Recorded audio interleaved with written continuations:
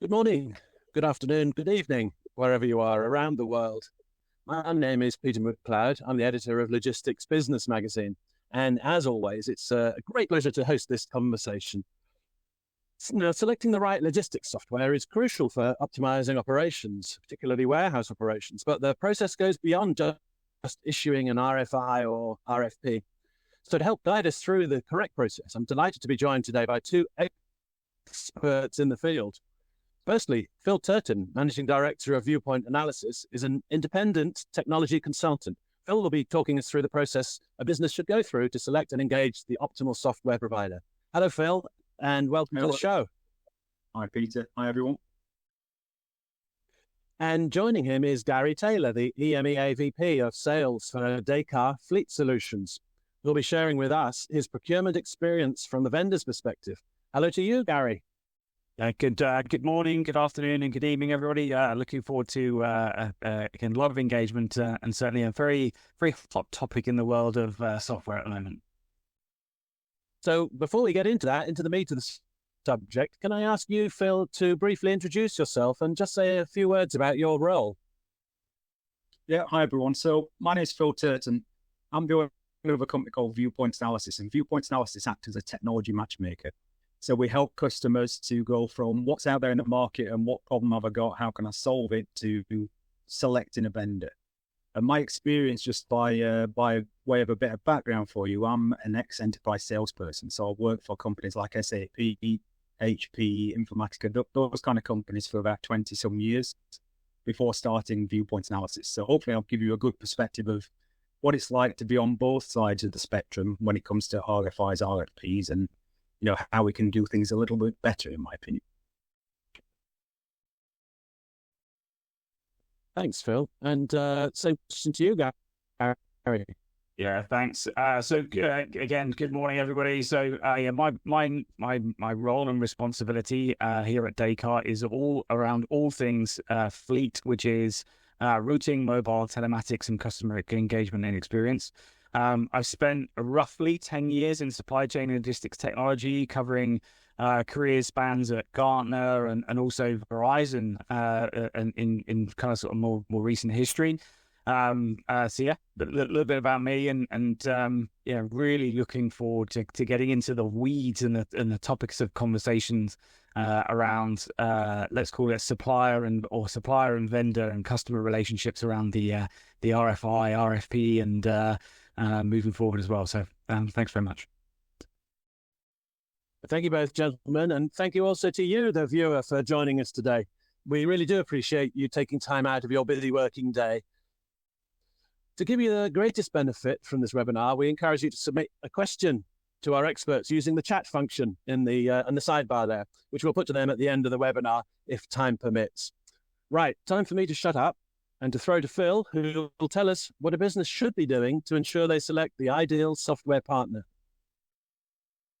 Brilliant. So in that brief introduction I gave you, as I say, I can see both sides of the spectrum. And when I set up Viewpoint Analysis, the whole point of that was because I wanted to be able to help customers to move quicker, to get from where they are today to getting a solution and getting on with the project. And also from a vendor's perspective, it's just really difficult. So my hope in Viewpoint Analysis really is to kind of help customers to get on with that. So first thing I would say is, I think there's a new approach to vendor selection that's really important here. IT procurement is pretty broken right now. So if you look at the latest survey from Loopio, about 35% of companies who receive an RFI or an RFP, they decline to bid. So let's think if you're an ERP requirement and SAP doesn't bid, or Oracle doesn't bid, or Microsoft Dynamics doesn't bid, or indeed if you're in, I don't know, CRM and Salesforce doesn't bid, that's a massive problem. The average vendor selection process just takes too long. It takes multiple months, sometimes years. And the problem is that companies make that the project rather than the project, and therefore it just delays everything. Vendors tend to get asked to respond to thousands of questions. And what do they do when they see that? Well, they just look at it and either give you a stock answer, or they don't bother responding and qualify out. And I just think generally in that whole process that the relationship balance is all tilted to the requirements, and rather than getting the experts to tell you what they really think. And when you're in sales, it's very difficult. So when I was in sales as an individual contributor, I might be managing about 20 or 25 different opportunities at any one time. My extended team, the pre-sales guys, the legal team, all the people that are really important, and I would say sometimes more important than sales, they're managing hundreds of opportunities. Each pursuit costs tens of thousands of pounds. And if you're in one of the top echelon vendors like SAP, for example, a big brand name company, you'll be winning 1 in 3 opportunities. So that's not too bad. But if you're not, it might be 1 in 5 or 6 opportunities. So that, the pursuit cost is a big decision for everybody. Nobody goes into these things lightly. And in the sales team, they generally have an annual target to hit. So obviously, if you're looking at things that are further down the line, and if your procurement process is going to go on for quite some time, then clearly those companies are going to have second thoughts about being part of it, because the sales team will be absolutely focused on closing business that's in front of them. So we've got a real kind of mismatch here. We've got on the one side the kind of technology companies who are fielding these requirements and having to be very careful about how much they're spending, where they're investing, and the opportunity cost of not investing in another project because they're working with you. And on the other hand, that kind of process that can be a project in its own right and just goes on and on and on. So I just wanted to kind of give you, I guess, my perspective on how you can do things a little bit different. And hopefully this will provoke some conversation and some comment. And I know Gary, from a vendor perspective, will have a viewpoint on this as well. And by the way, my role at Viewpoint Analysis is that we work with every single vendor in the marketplace. So we're not affiliated to Descartes. We're not affiliated to any company out there. We're trying to help our customers, my customer being the person that's wanting to buy the technology, to move through that process quickly. So if you look at the slide in front of you right now, I kind of break this down from bottom up. So when you're looking at the long list of requirements, so in other words, the market assessment, what's out there, and then at the very top, number 1, the short list. But if I just start from the bottom very briefly, the way to change the game is by doing the things that you can see on the screen right now. So for example, when you're doing that initial market assessment, that's the time to go wide and deep. You want to be talking to the major players in that marketplace. You want to be talking to the niche vendors. You want to be talking to the guys who are in the Gartner Magic Quadrant, for example. But you also want to be talking to the companies that are, maybe up and coming. The way you do that and why you do that is because you're wanting to see what good is and what not so good is. And you'll only find that out from doing that market assessment piece. And we do this thing called the technology matchmaker process, which is just that. It's a very simple, how can you help us? What do you do? Quickly assess the marketplace, do a thin kind of process with everybody that you want to, and learn what's out there. The other thing I wanted to say, number 4, is you should be selling to the sales team. So bearing in mind what I said earlier, that each of these tech vendors have a decision to make as to whether or not they're going to work with you. Clearly, just throwing them a massive RFP is a really stupid, bad idea. You should be telling them why you want them to be involved. Why have you chosen them as part and parcel of this long list exercise? What's in it for them? What are they playing for? What's that kind of golden carrot at the end of the stick? What they're going to win if they invest? You want to be showing them that it's dead easy. This is something simple, that you care about their time, you care about their investment. You're trying to make sure that you bring all these people together and you work with them as a partner rather than a supplier relationship. The third thing is we issue what I call a challenge statement. So we just dump all those thousands of questions. And I say the problem is that the partner vendor will look at those questions and they'll either give you a copy and paste answer that they've done thousands and thousands of times before, which is pointless for you, or they'll not bid. So the way I operate is we say, put out there a challenge statement. Who are you? What do you do? How do you do it? What's the problem that you're trying to address? And let the vendors come back and tell you how they can help. Because after all, they are the experts. These guys have done this thousands and thousands of times with customers in your industry and in parallel industries as well. So ask them for their help. And then number 2, streamline everything. So again, rather than making the process the project, the best way to achieve that is just to get through things as quickly as you can. And once you've done that, you get to the shortlist. That's when you spend your time with the shortlist of partners. That's when you invite them in to really get to know your business in much more detail. That's when you get extensive demonstrations, or maybe you do, customer supplier kind of events. Maybe you look at them to bring in their viewpoints on the ROI and how they can help you build a business model. But you go long on the long list, but you go short on that short list. You don't want to be really spending much more time with the guys who aren't in your process. Don't bring people in it just to make up the numbers. Get that short list down to maybe 4 or 5 at a maximum and spend the time with them. So that, Peter, in summary, is kind of where I'm kind of coming from here. I guess what I'm trying to say is that whole piece is broken, and there's a much better way of doing it. If you follow this kind of process in the way that I work at Viewpoint Analysis, all the vendors, or almost all the vendors, will be part of the process all the way through. And that's so important, because if you start to get 1 or 2, so in this industry that we're talking about now, Descartes decide to qualify out day 1, or one of the big players, of their competitor group qualify out day 1, that's not great. You're losing somebody who could be a partner for you. So getting this right, I think, is really important. But I wanted to ask if perhaps we can walk us through those 5 steps. In terms of sort of creating the long list, what sort of numbers are we looking at for that? And where do you go to select your vendors? Where are you looking for these potential vendors? Yeah, that's a good question. So, as I say, that long list really is not taking up the time of the vendors. So that long list, if you do it correctly, is just an initial conversation, and you might ask them to present how they can help against your problem statement. My view is, therefore, it can be as long as you need it to be. And every industry has a different kind of, set of competitors, companies that they work with in this space. So it might be 10, it might be 12, that kind of order. In terms of how you go out and look at it, obviously you can go and, you can talk to the likes of Gartners and Forresters and all those kind of companies. You can look at G2, which, with more kind of peer review and, other customers kind of reviewing them. You can look at industry information. So, for example, Viewpoint Analysis put out information. So there's a whole host of consultants that do similar things.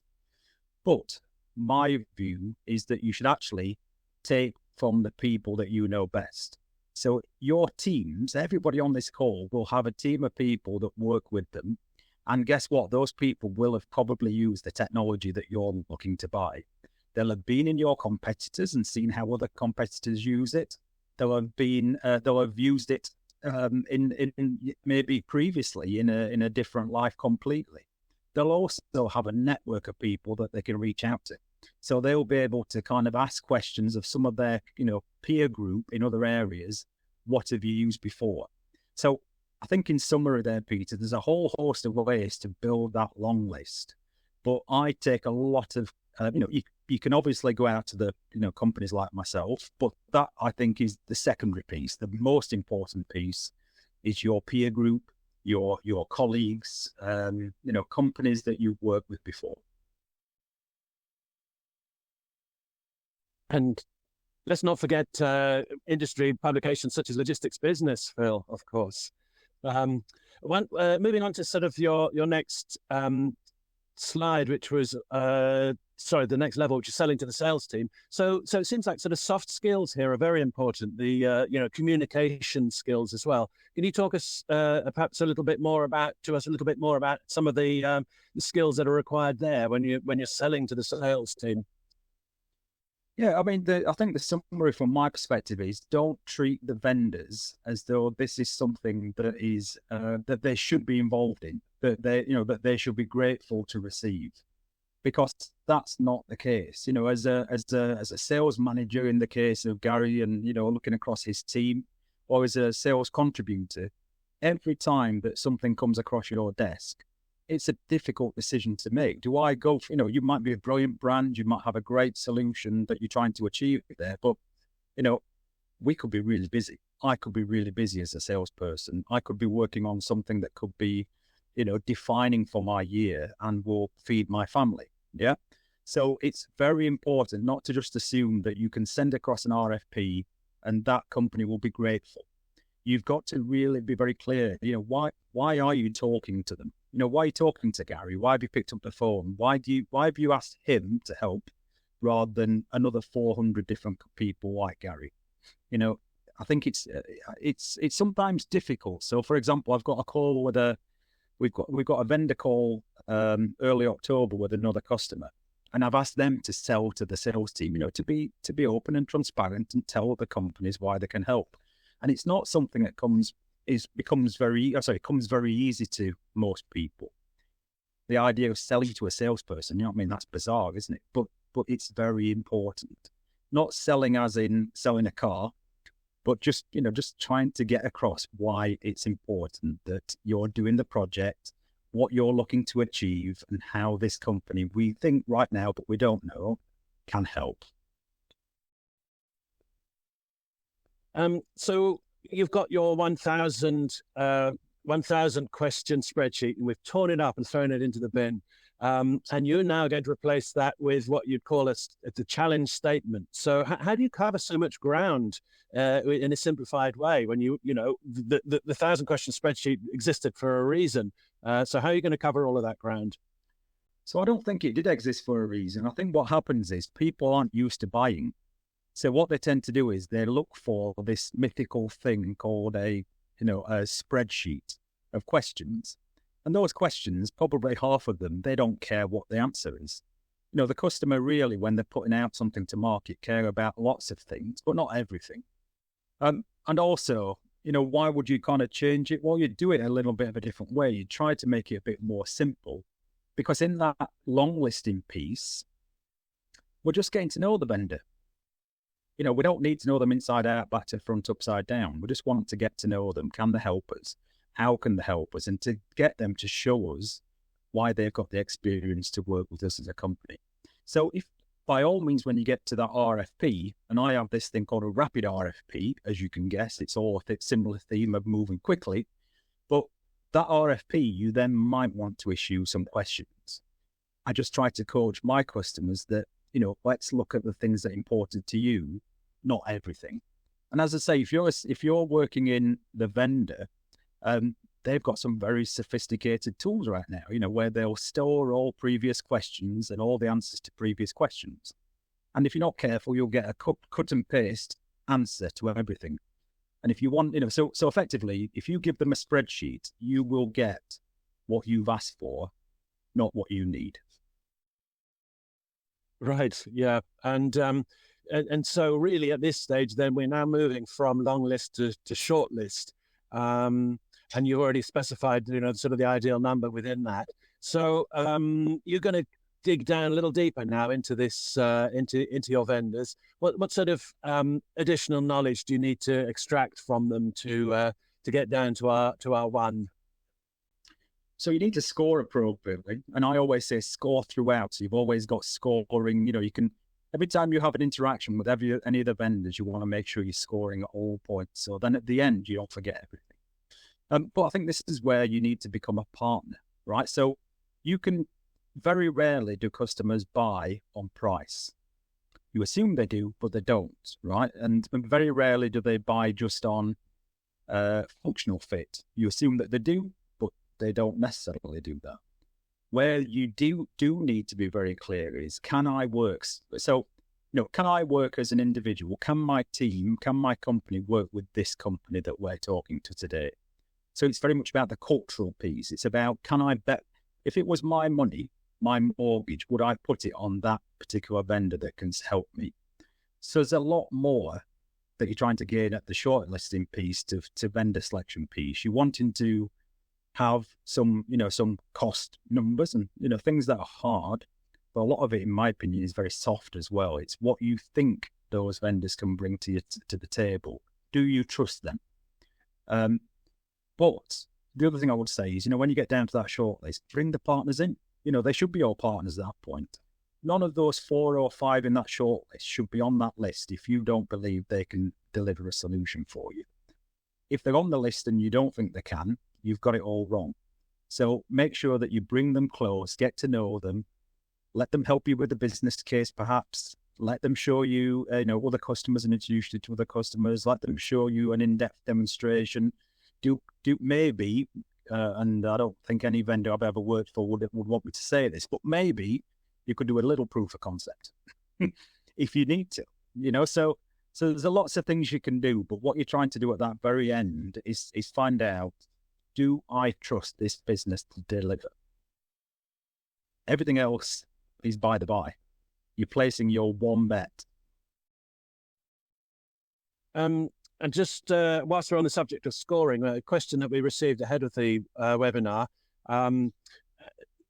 we've been asked what customers should be looking for. What areas should a customer be looking to score, and should some of those areas carry greater weight than any other of the areas? So I don't think anyone should you shouldn't have extra weight on anything, because you want to look at it in the round at the end. And whoever you're presenting those numbers to, so let's say it's the chief finance officer, or in some cases it's the MD or the chief executive, they will weigh them themselves, right? So for example, when the CFO sees that your preferred vendor is twice the cost, he doesn't need, or she doesn't need, for you to know that that's twice as important. It's really important to them. Do you know what I mean? So that will fly out really. But yeah, the things that we tend to score on, and it can be different for different companies and different requirements. But functional fit, the cost, the relationship, the over experience with the sales team. There's a bunch of things that are different in every case. And I think every one of the ones I've ever done probably have had different scoring metrics, because what we want to do at the very beginning of this process is to work out what's important to us.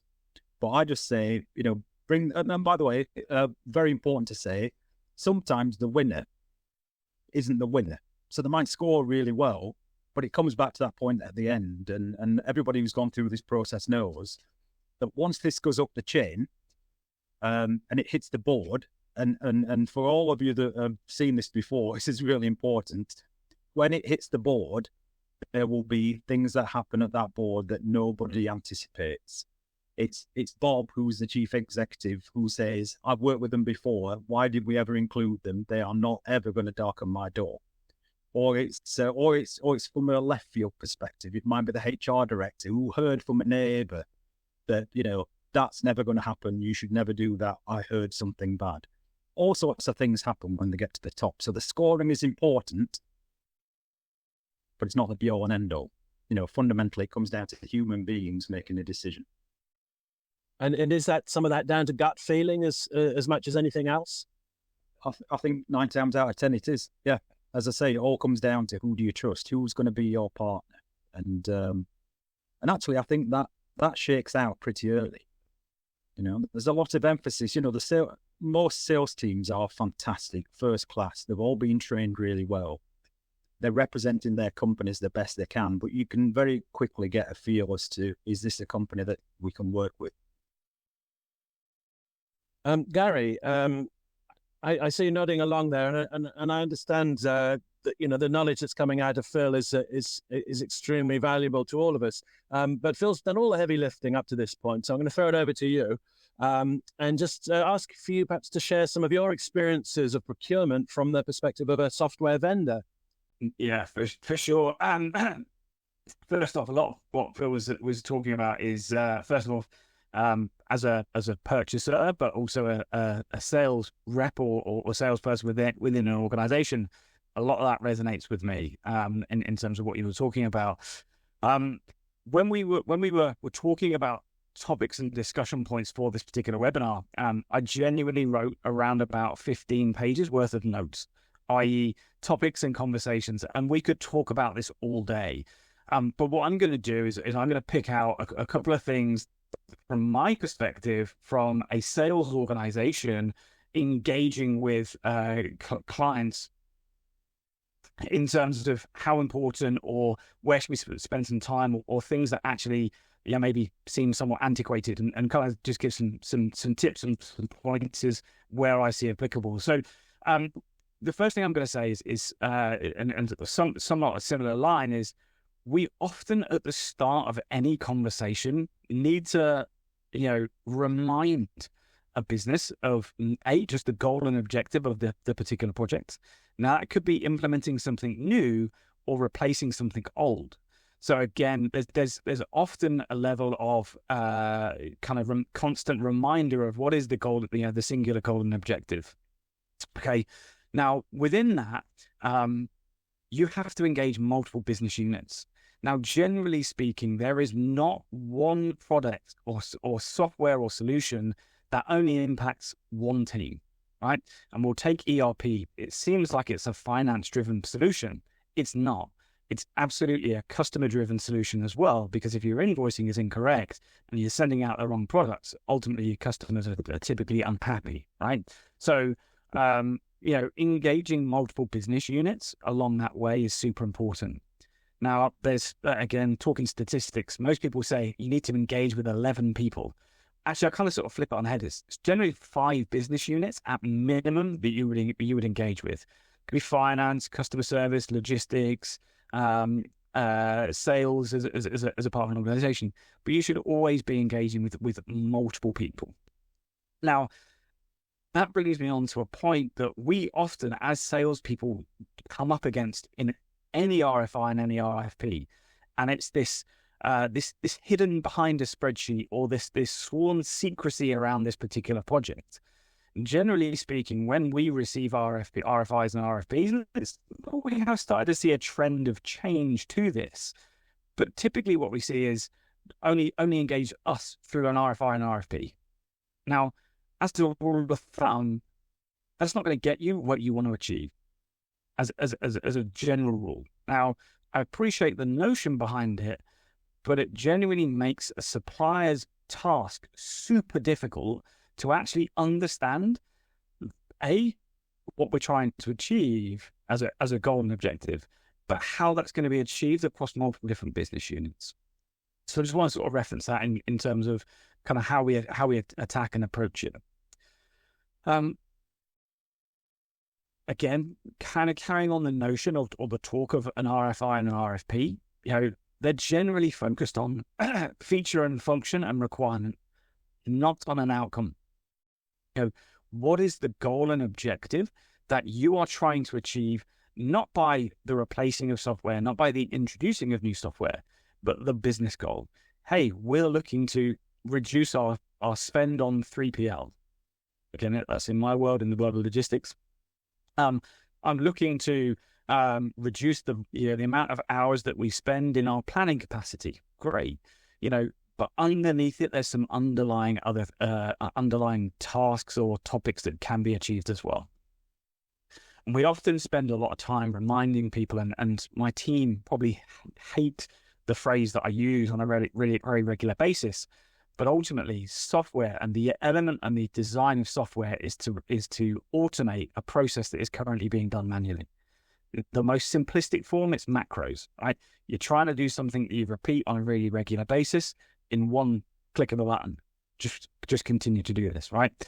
It's that automated decision-making process. But how do you want to achieve it? And again, this is a constant reminder. Now, I'm going to try and sort of stay on track and sort of maybe talk through a little bit of a chronological order here. But when you're looking at your RFI and your RFP documentation, okay, and we look at those 1,000 questions and we go through things, we rarely get a current day in the life of. We call it a dialogue. Now, that could be a hugely big understanding of how you operate today, which also tells us the challenge of where do we want to get to? How do you want to operate in the future? Now, sometimes they're really similar. Sometimes they're a world of difference. Again, logistics, maybe you're looking to go from central business planning, regionalized business planning into central business planning and utilization of vehicles across multiple depots.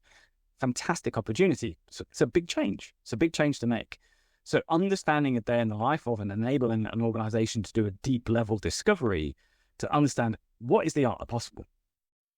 To a point that Phil made a little bit earlier, suppliers have typically, especially enterprise grade, have typically deployed this solution into thousands, if not tens of thousands of customers. Realistically speaking, as one business, you may have replaced or changed that technology 2 or 3 times in 15 to 20 years.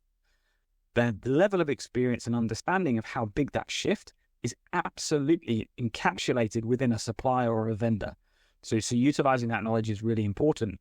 And a discovery isn't to ask a load of questions, it's to understand, can we help? And if the answer is no, I'd like to think as an organization, myself and the rest of the team, if we can't help, hands up and say, we can't help you here. And I think that's fairly sensible around Phil's notion of, salespeople are wanting to fill their time, not with conversation, but something that's going to make a material difference or change within that business and organization. It's hugely important. Which then comes us onto what I would call the North Star. Now, again, spreadsheet hidden behind. We have this notion that we should not share competitors. Now, from my view, from a sales perspective, it's not to work out who we're up against. It's not to work out whether it's pricing. It's not to work out anything along that lines. What it's really a true measure of is, first of all, are you going to be as open as you're asking us to be as salespeople? Number one.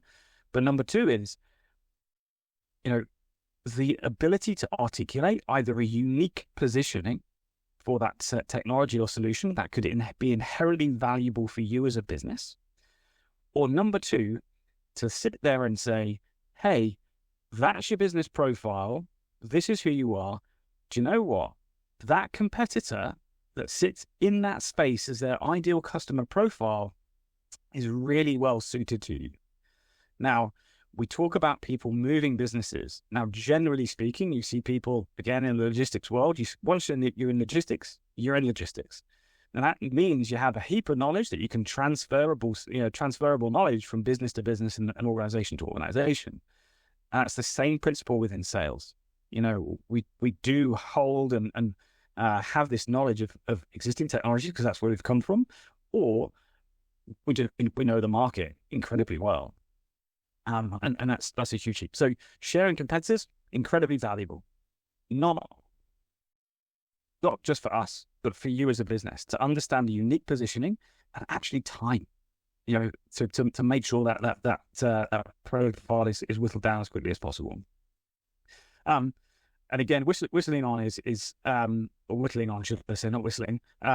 Both parties should have skin in the game, and there is a level of investment that any project, if you're going through an RFI and RFP, it's generally speaking going to be a high value project within the organization or the business, or it's a high value spend. Generally, we'll kind of sort of see that particular world. Skin in the game from both parties. It's a mutual response and mutual respect with each other to say, we're putting our time and attention into it, spending tens and thousands, as Phil mentioned, and that's a low value opportunity, generally speaking. It's tens of thousands. What resource have we got from your side to work on this particular project? So that's key. Last couple of points. Again, on this magical spreadsheet, Phil mentioned, how do we score things? I see 3 areas that people are generally interested in. Capability, architecture and security, super important right now. And last of all, deployment and customer success. Those are the 3 things that you should really bucket and not wait. But those 3 things is, can they do all those 3 things? If the answer is yes, yes, and yes, the question is, why would we not proceed with that particular technology? Or who's better positioned to support us in those particular areas? Not, this is weighted at 30%, this is 50%, and that's 20%. It should absolutely be, can they do my 3 core goals or meet my 3 core goals and objectives? Whilst also thinking today's problem may not be tomorrow's problem.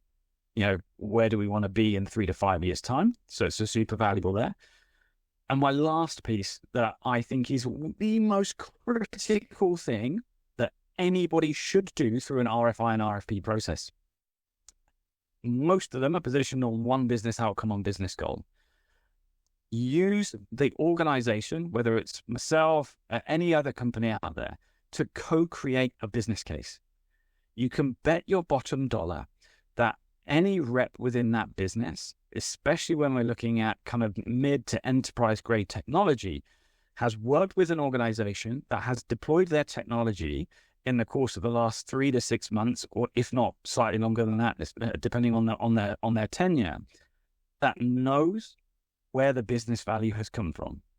And that additional bucket of value, whether it may be customer service related, whether it may be somewhere else, can be hugely valuable to turning a business case into, we spent a heap of time, no decision in terms of moving forward, to heap of decision.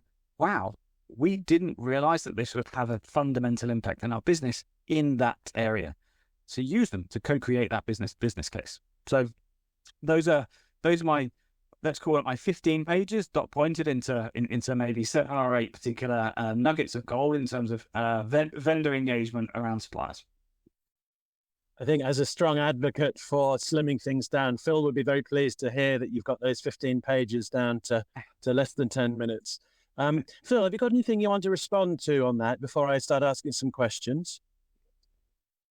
I think, well, yeah, I agree with pretty much everything there that Gary said. I think the one thing I kind of learned when I moved across, and I sit in between, the way I explain it, I sit between. So I'm not in sales like I used to be for 20 years. But I'm not on the vendor side either. Sorry, on the customer side either. I'm in the middle. The biggest lesson I learned was, and again, pretty obvious, but very difficult to see when you're in sales, is that all the people in the selection team have a day job. When you're in sales, you think they're just all focused on doing this thing with us. You know what I mean? The biggest challenge that you have is getting people's diary, and especially the senior people's diary. And you all, everybody else on the call knows this if you're on the other side of the fence. It's actually making sure you bring it all together. And the other thing I would say is, to Gary's point, I completely agree with opening up about which vendors you're talking to. Because and one of the ways that we do that is when we run the process I'm talking about earlier, we bring all the vendors on the call at the same time. So they all can see each other, smell each other, ask questions, and everybody's on the same level playing field. The reason that's really important, by the way, is different to what we've talked about earlier. It's actually to save those diary commitments. If you've got a team of 6 or 7 or 8 or 9 people internally who are your buying team, and we have to get in the diary of it, the CIO, the head of logistics, the head of transport, whatever it is, you have to suddenly have 14 vendors, 13 vendors, 10 vendors, whatever, times by 8 or 9 people, some senior. That's what takes a heck of a lot of time. So just when I was saying about earlier, streamlining everything, that piece of bringing everybody onto the call at the same time with all the vendors saves weeks or if not months. And it's a beautiful thing because, as Gary said, they all can then see that they're all on the same level playing field as everybody else. They all get to ask the same questions as everybody else. And it could be that Gary looks at it from Descartes' perspective, as he said earlier, and actually thinks, these guys you've got over there are brilliant. Or he can then point out to you, which is also, sometimes we see this as bad, but I think it's very important. He can also say, why have you got those guys in? Now, that's a bad idea from a sales perspective because it never looks good. But actually, all information to a buying team is useful information. I was just going to add to that, and I'll put my hand back down here. To Phil's point of being on the same call, most people walk in the same parks or swim in the same pools as each other on a very regular basis. We're all at the same shows. We're all at the same events. We're all meeting and engaging people, even coming in and outside of potential customers' offices, and we're generally having a coffee with each other because we've built up relationships over a period of time. And as much as we like to think that all competitors clash, they generally don't. And some, especially in my case, we partner with many of our competitors in certain capacities. So first things first is hugely valuable, and you'll see some relationships forming on those calls anyway. But I did forget one vital thing, and actually it kind of sort of resonated with me there is timelines. We're all super aware of how important a customer's time is, especially when you're looking at kind of the senior echelons, and getting all people on one call at the same time is very, very difficult from a diary management standpoint.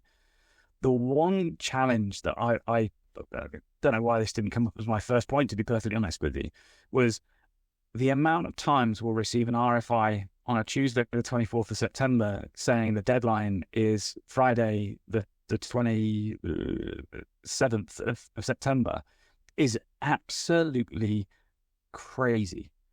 To assume that you're going to get a deep response to, as Phil put it, your problem statement in that timescale is slim to absolutely none. You will get a bucketed response from utilizing solutions of RFP generators or previous responses where we've seen exactly the same thing, just to hey, get us through to the next stage. And that's not always the right thing to do, but that's how people will look at it. So setting timelines, don't send an RFI or an RFP out with 1,000 lines with 4 days to do it. Give 2, 3, 4 weeks in many cases if you want to get the responses in a curated form that answers your problem statement in the most effective fashion. So again, timelines is super important. Yeah, really good point. And I have to say, this one call idea does sound like a souped up version of The Apprentice or Dragon's Den, and it's certainly something I'd love to be able to witness. So I just wanted to say to our audience, there's an opportunity to ask our experts questions now using the chat function. So please take that opportunity now. A couple of questions of my own here.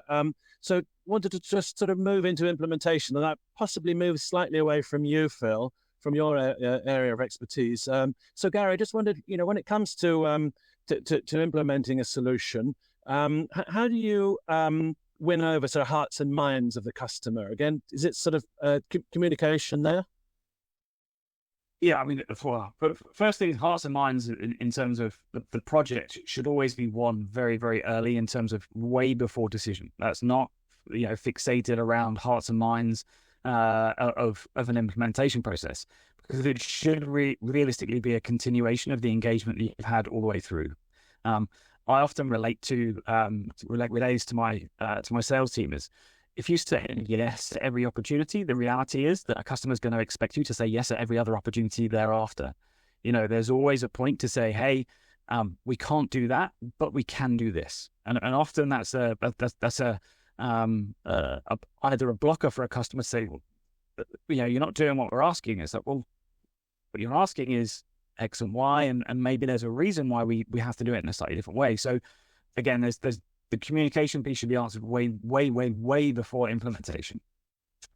I think the single most important thing from a project implementation, specifically around projects that we're involved with, so routing, mobile, telematics, is resource allocation and timescale management.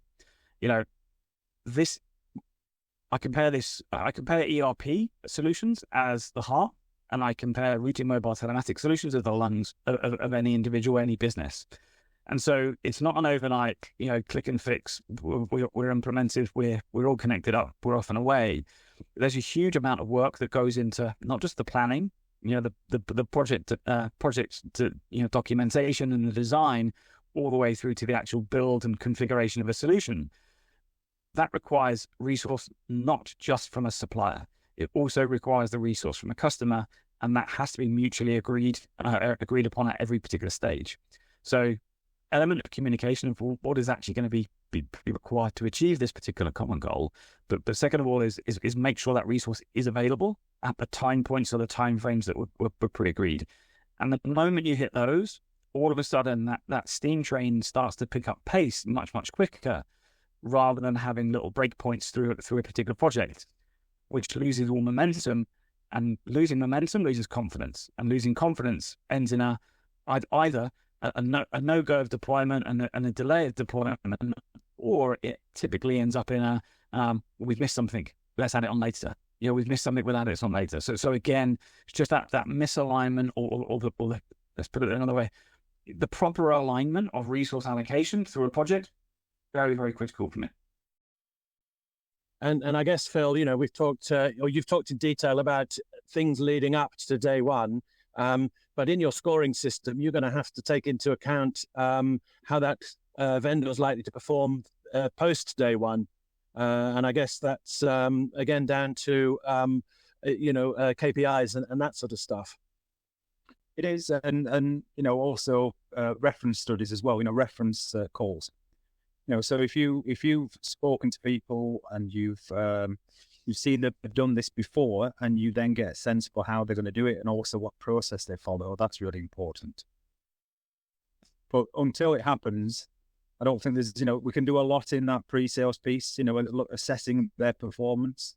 But then when it comes to actually delivery, you don't know until they start day one, do you? But you hope those pieces that we talked about earlier, that gut feel, who can we work with? What's the kind of feeling towards them?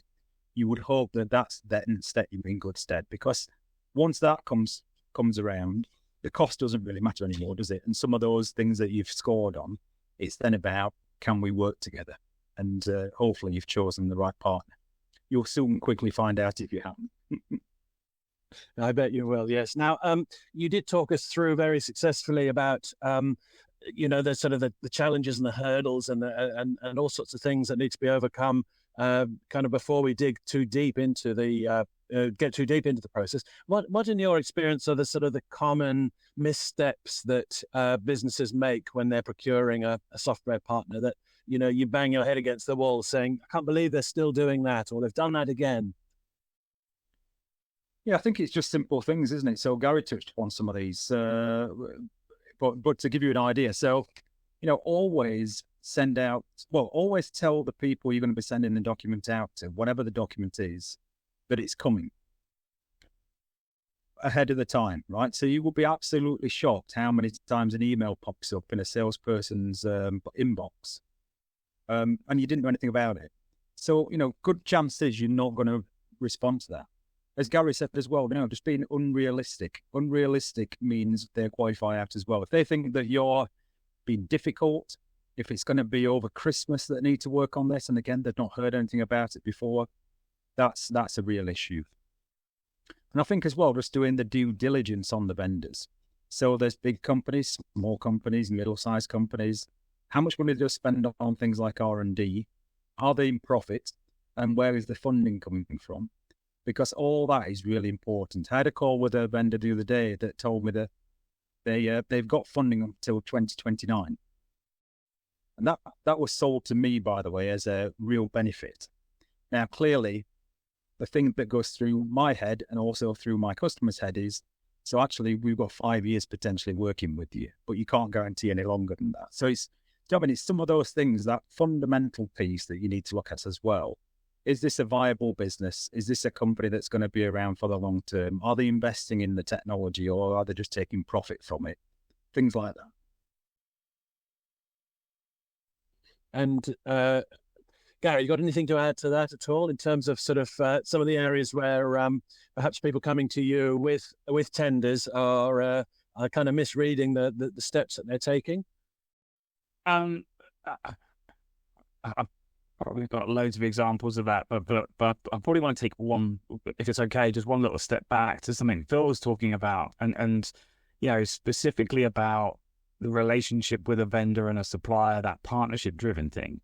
And funny enough, it's kind of resonated with me. I had an RFI call Friday last week, and it was probably one of the best questions I've ever been asked in an RFI discovery.